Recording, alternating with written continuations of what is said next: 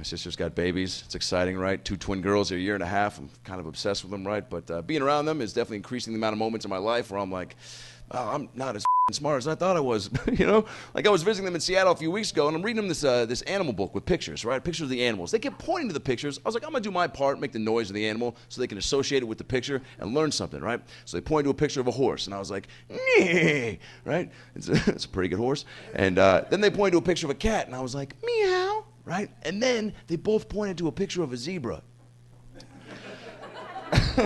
I swear to God, this is what came out of my mouth. I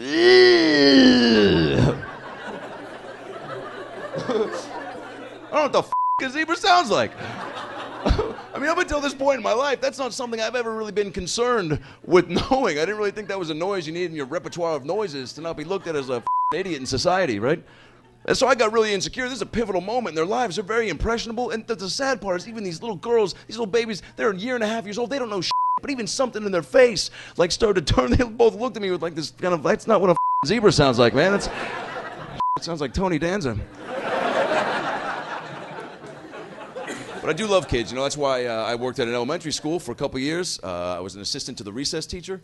That job existed. And you know, these kids, their imaginations, which is so great, are so huge that they would come up to me, though, with these giant requests on a daily basis, like, hey, Adam, come over to the sandbox and help us dig a hole to China.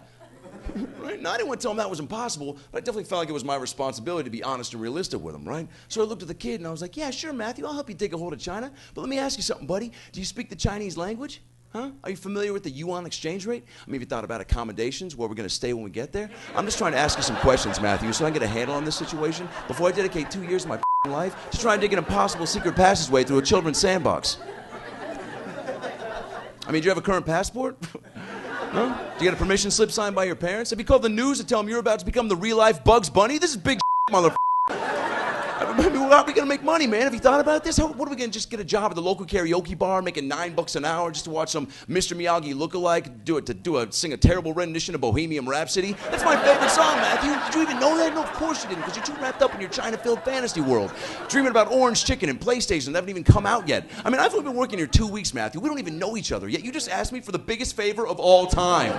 Don't you see how crazy that is? I mean, let's be honest, buddy, it's not exactly going to look normal for some fat little 6-year-old and a 28-year-old Jewish guy just to pop out of the ground in the middle of downtown Hong Kong.